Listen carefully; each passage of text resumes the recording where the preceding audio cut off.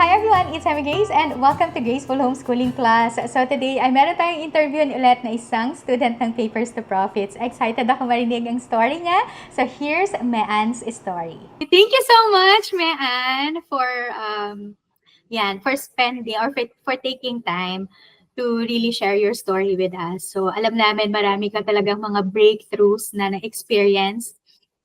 Itong interview na to ay ginagawa natin just because we're celebrating the first anniversary ng Graceful Homeschooling Class. Wow. And nakatuwa lang kasi naka-isang taon na tayo. At yung community is growing. So from 100 plus na mga mommies and individuals mula noong February. So ngayon, 2,400 na yun nasa community. And yun, grateful kami na parte din kami ng iyong kumikita habang nasa bahay journey. So before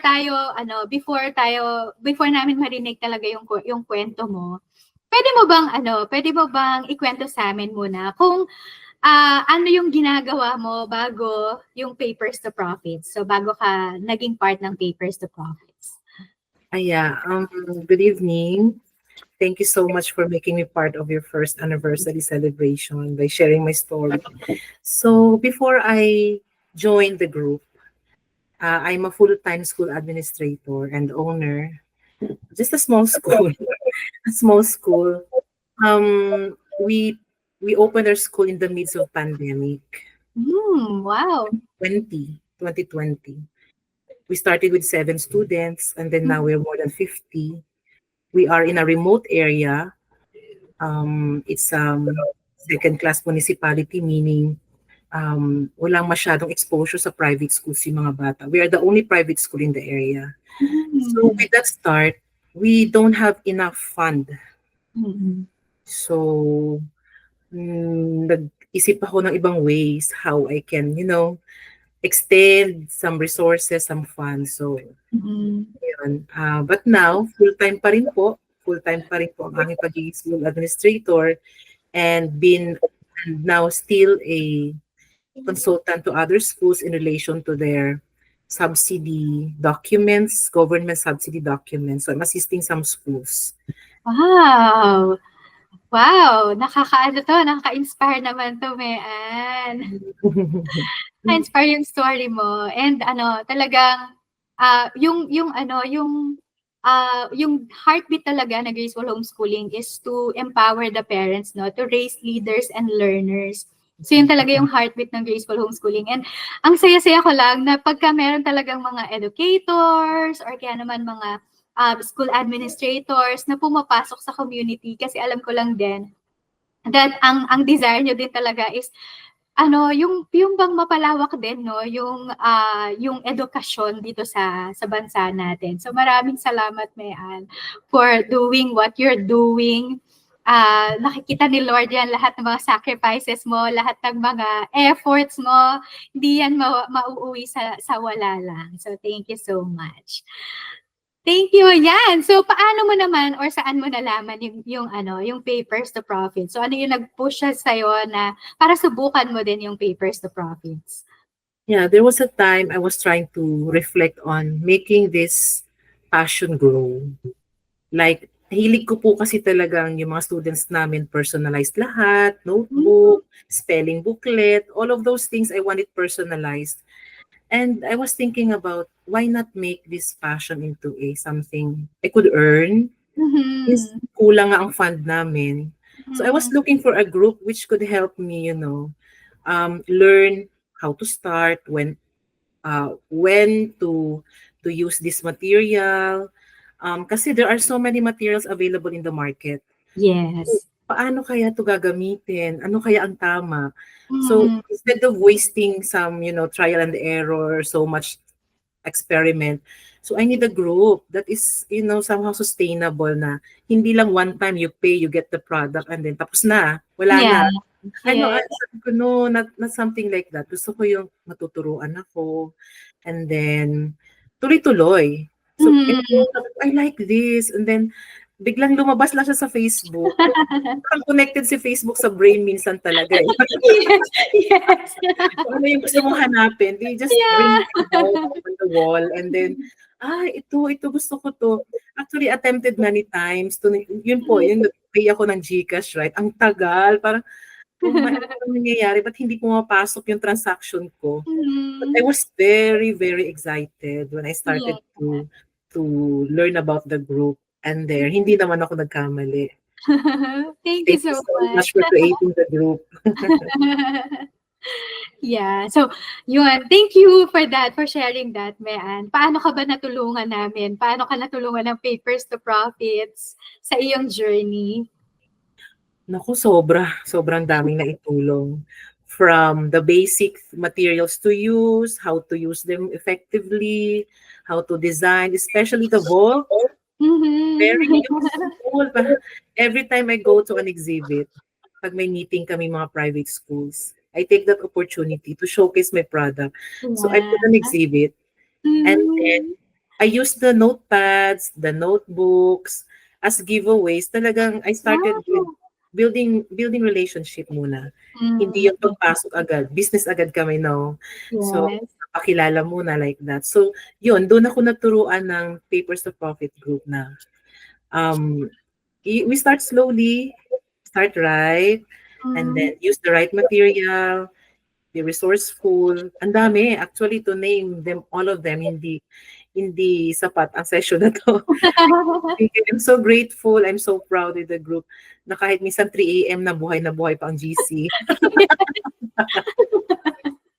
Thank you din, Thank you din for sharing naman yung knowledge mo din and experience mo kasi nakikita din namin yan that you are answering the questions ng mga classmates natin. Pagka talagang walang makasagot, ikaw din yung nagsasagot. So maraming salamat for extending the grace and the patience and your time din. Alam ko na busy ka din na tao, but thank you for taking the time to really help din yung mga classmates natin within the community. So maraming salamat. Pwede mo ba siya sa aming i-share kung ano yung isang product that you are really proud of or ano ba yung naging breakthrough product mo, tapos ano yung naging inspiration mo to create that product? Actually, I just started with a student planner. It's not really very new. Pero dito sa area kasi napansin ko walang gumagamit. And for Mm-hmm. a private school to have that material for the student, it's something like, parang edge mo yun eh, to other Mm-hmm. schools na, oh, may ganito Yes. kami, we do this, you don't have this, we have it. Mm-hmm. So, I tried to promote it to my friends. Where inakita naman nila maganda. So, what I did, aside from selling it to them, I offer at least 2 hours orientation session to the teachers to Yeah. explain the product, how they can effectively use it to their students. Mm-hmm. Kasi if they buy it and don't know how to use it, sayang Yeah. yung planner, yes. And then I modify it according sa ano yung gusto nila. Yun ang Mm-hmm. nakakapuyat kasi hindi ka matutunan, hindi mo tapos yung layout. Hindi Yes. pwedeng mabitin yung idea eh. So doon Yes. talaga ako nag-start. And that's something I can really be proud of kasi Mm-hmm. lumabas talaga yung aking creativity doon. Na-discover ko yung, ako po gumawa nito. Kaya ko palang gawin like that. Yung mga ganong realization. Yes. Yeah, and then you really can start then talaga with doing business like this is my price, this is what I want. No? You really have to adjust kung ano yung kaya ng clients mo. And Mm-hmm. there, I make it sure na hindi lang business ang na-establish ko sa kanila, relationship din talaga. Kasi hindi naman pwede ngayong year lang sila mag-order. It should be, so after that, I continued with notebooks kasi para baka magsawa sila sa planner, paano na yan? So I have Yes. to indulge to another product. But I cannot commit to many products as I want kasi ayokong hindi ma-focus muna yung isa before I go to another product. One at a Yeah. time. Yes. Wow. Student planner. Oo nga, that's something na hindi din used yung mga bata, no, na gumamit ng planner. Dito sa Pilipinas, dito sa atin, no, hindi din sila sanay talaga. Well, parang ako din yata lumaki nang hindi ako gumagamit ng student planner. That's something, parang great idea yan talaga, makatulong sa mga students to really organize yung kanilang school and studies. And sometimes, iba, parang yung organizing their thoughts lang, parang nahihirapan na sila. But at least with a planner, it would help them talaga organize their thoughts, organize their schedule, and yung mga lessons na tinitake nila. Actually, ang pinaka-format ng aming planner ay nandun na yung lahat na reminders, daily reminders, Wow. notes for parents or notes from the teacher, things to bring, homework. Yeah, Ang so galing. the page is designed like that, wherein instead of checking the group chat, na kung saan minsan natatabunan na yung maraming messages, they can go back to the hard copy na meron sila and check the assignment na hindi nila ma-miss kasi may copy sila may hard copy. So GC can be very fast but not really helpful all the time. Yes. So I think that the school principals, the owners, na you need to have this as your communication tool to the parents. Iba pa din. And naging tendency ng parents, before nila tanungin ng anak nila, how's your day, they first open the bag and check what's written in the planner. Naging gano'n na yung practice nila. At pag walang nakasulat sa planner, they would message, in my school, they would message me, "Teacher, wala po bang assignment? Ba't wala po nakasulat sa planner?" Ay, teka lang, kailangan na talaga pala magsulat, kahit ano lang, basta meron.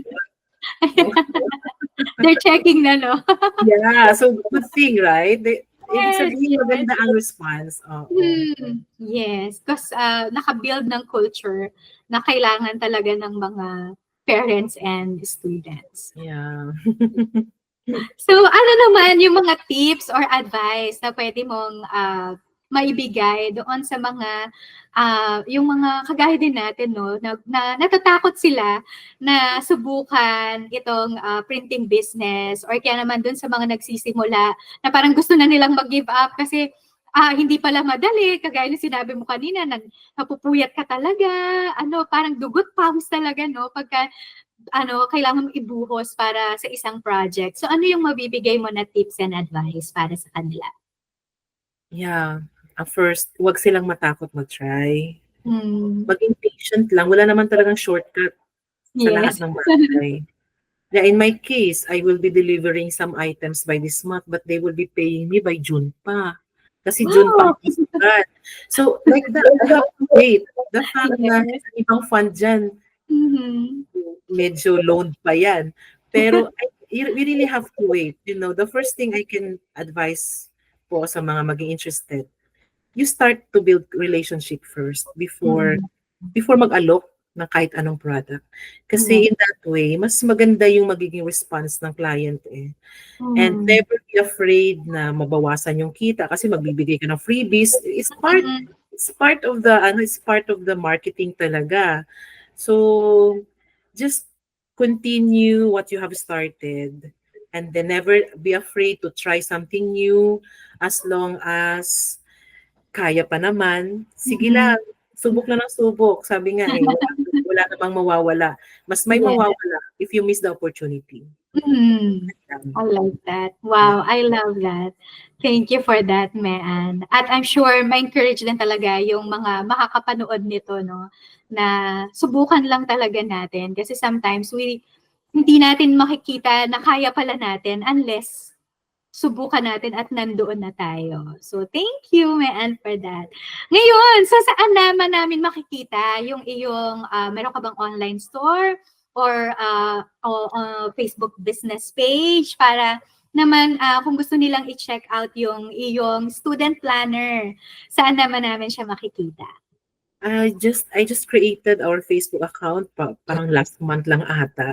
No, kasi talagang I'm having hard time doing that since ang dami na talaga din commitments ngayon. So we have our St. Anne's printing services. We have just registered them last September sa DTI at sa BIR kasi we're trying to expand. Yeah. At good thing naman, sa awa po ng Diyos, paid off naman ang aming effort from 7, naging 20 plus na ang aming clients and still counting. Yes. Kaya parang I already anticipate by April or May, baka wala nang tulugan to. Sabi nga, ginusto mo yan. Sige, panindigan mo yan. So, yun lang po ang meron kami. We have the Facebook account, St. Anne's Printing Yes. Services. Medyo limited pa ang aming mga postings. Yeah, Okay. actually, I want to hire someone to handle that. Kasi Mm. I don't know where to get that a personnel for that. Kasi ang ginagawa po namin ng husband ko, hands-on muna kami. Before we get someone to help us, dapat kabisado muna namin para kahit iwan nila kami, Mhm. tuloy lang kami. Yes. Kasi kukuha lang kami ng sisweldohan, tapos pag hindi na pumasok, hindi na namin alam kung ano nang gagawin. Yun, That's yun nga lang talagang ang dami din pong pag may nagsabay-sabay ang school, after we do our task in school, pagdating sa bahay, saka pa lang kami mag-uumpisa ng aming printing task. Hanggang Mhm. gabi na yan. Yeah.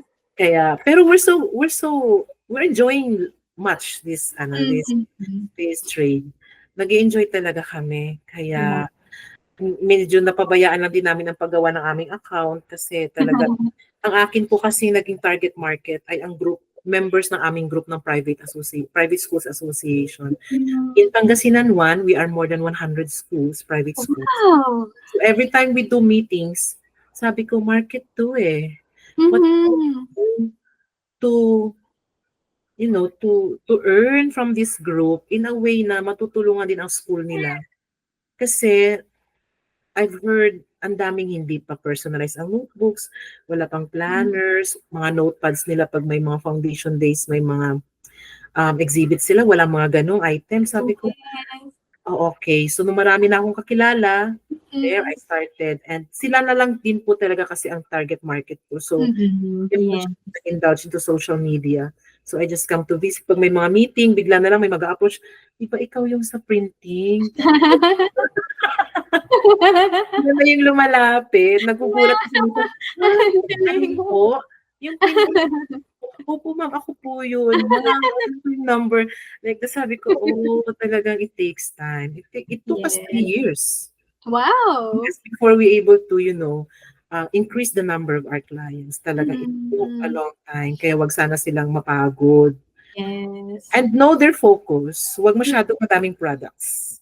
Yes, yes. Ako, nagsimula din ako sa mga homeschooling materials naman. So, I'm creating. Kasi nag-homeschool kami. So, yung mga materials na ginagawa ko for the kids, minamarket ko na rin siya sa mga homeschooling families.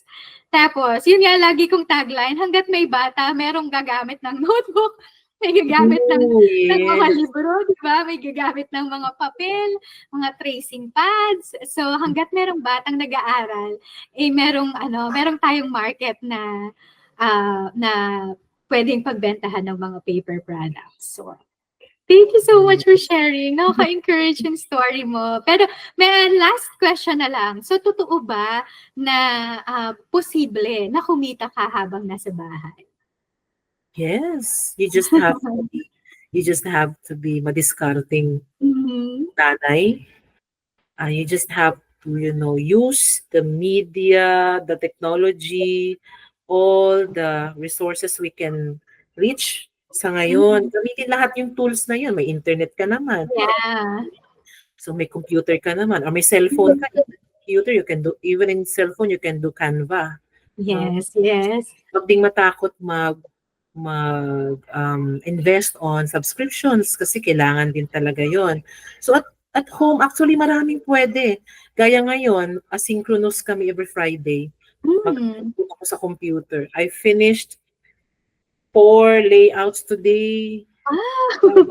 Watching over my teachers doing the asynchronous and the synchronous sessions. Maraming pwedeng gawin. Hindi rin pwedeng sabihin kulang ang materials, hindi ka makastudy. Maraming pwedeng gamitin na hindi kailangan gumastos ng malaki. Nag-start lang din naman kami talaga sa maliit na cutter hanggang na-realize na namin yung need to get a bigger one. So at home, ang dami po talaga gawin. Kahit may maliit kang anak, kahit full-time ka, ang dami. Just give yourself the chance to grow by using all the resources available like the internet. Very powerful talaga siya ngayon, ng internet. Yes, that's true. Kasi ang bilis mo nang mag-market ngayon eh. Kasi post ka lang sa social media, tapos may mga e-commerce platforms naman wherein you can use it naman as your logistics. So, pwede, posible naman talaga. Okay, last question na lang to, Mean. Kung bibigyan ka naman ng isang fun word or kaya naman phrase na i-describe mo yung journey mo sa as kumikita habang nasa bahay, ano yung word na yon? Talaga, puyat pa more. Ay, grabe talaga ang puyat. Minsan meron kaming peak of our delivery time. Yeah. Mga delivery periods namin. Talagang wala nang tulugan, as in. Yes. Magkikilamos lang. Yung asawa ko na lang pinapatulog ko kasi magdadrive pa siya. So, hindi siya pwede puyat na puyat. Gigisingin ko na lang siya, tapos ko na. Tara na, i-deliver na natin. So, wala talagang tulugan. Puyat is life talaga pag nasa quarantine ka. But of course, self-care is very important. Yun nga, pag nasa peak season kasi talaga tayo. Hindi tayo maiwasan.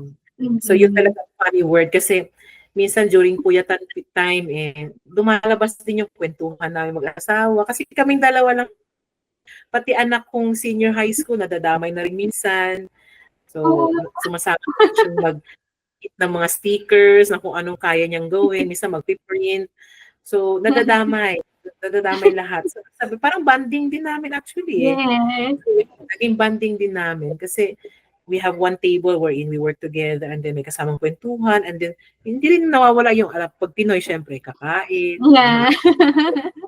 mga pika-pika na yan. So, naging banding din siya. No? So, okay lang yung puyat, basta kumikita. Yes. Wag lang talagang kalimutan din ang self-care. Baka ma-misquote ako doon. Kasi importante din yung health natin, di ba? Yes, of course. Alright, so thank you so much, Mean, for sharing your story with us.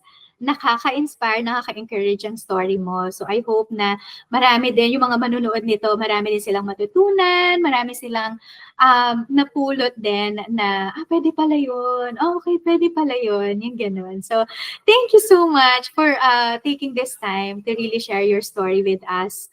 Ang hope namin ay talagang mas expand pa ni Lord yung territory mo. Mas marami ka pang mga schools na ma-bless no, ng iyong talent at ng iyong skills at ng iyong passion. Tapos yung influence mo din sa mga tao na nakapaligid sa'yo ay mas lumawak din, palawakin pa ni Lord. Yun. So before tayo mag-end, okay lang ba na ipag-pray kita, Mean? Yes, thank you so much. Sige, let's pray. Lord, thank you for Mean. Thank you, Lord, for her life. Maraming salamat dahil alam namin, God, that even yung sa student planner, marami na, Lord, na bless na mga parents, na mga students by just using, Lord, yung planner na yon. Thank you, God, because you have given her the wisdom and also, Lord, yung mga skills na kailangan to produce that planner. I pray, Lord, na mas marami pa siya, Lord, maki-create na mga products, Lord, para ma-bless pa ang maraming mga bata, Lord, maraming mga parents at maraming mga tao, Lord. Hindi lang, Lord, dun sa place nila, but also, God, sa iba't ibang parte ng Pilipinas, sa iba't ibang parte ng mundo. I pray, Lord, that you're gonna bless, Lord, the works of our hands. God, I pray also that during this time then, Lord, na hindi pa naman masyadong peak season, I pray, God, that you give her rest also. I pray that yung time niya to really rest ay gawin niya, God. So, mahirap, Lord, for a crafter na magpahinga kasi nga laging marami kang naiisip na gawin ng mga products. But I pray, Lord, that at times, Lord, where she needs rest, God, I pray na matatagpuan niya yung rest in you, God. So, thank you, Lord. I pray and na mas marami pa, Lord, ang ma-reach, Lord, ng mga products na gagawin niya. Especially, Lord, kung ito man ay mga learning materials na makikreate niya in the future, I pray that generations upon generations will be blessed by those products. Maraming salamat, God, for Mean's life. I bless her today, God, in the mighty name of Jesus. Amen. Thank you so much, na.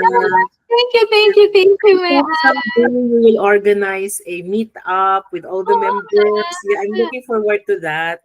Now, you will be organizing an event wherein we can all gather together and share each other's story. Yeah. Isa sa mga prayer talaga nung team ay magkaroon ng parang fair, ganyan, na mag-gather tayong lahat. Tapos is-showcase lang din natin yung mga products natin. And at the same time, mag-share din tayo ng ating mga experiences, ng mga wins natin na pwede natin i-celebrate together.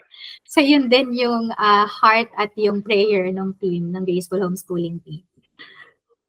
Malay natin in the near future, di ba? Soon. Soon, yes. Thank you very much. Hindi na kita, i-hold ng too much para din, kung meron ka pang mga gagawin. Thank you so much, Mean. So much din God po. bless you. So And good happy night. seeing you tonight. Thank you so much. Thank you. So yan yung story ni Mean. So I hope na na-encourage kayo at na-inspire sa kanyang story at nakatuwa lang yung kanyang puso din na talagang makatulong sa mga schools na nandun sa lugar nila. So ang prayer nga natin sa kanya ay hindi lang siya maka-influence doon sa mga schools na nasa lugar nila, but also ay palakihin pa ni Lord yung territory niya at yung influence niya. So thank you so much for joining us today, and I hope to see you again on my next one. God bless everyone, and I will see you around. Bye!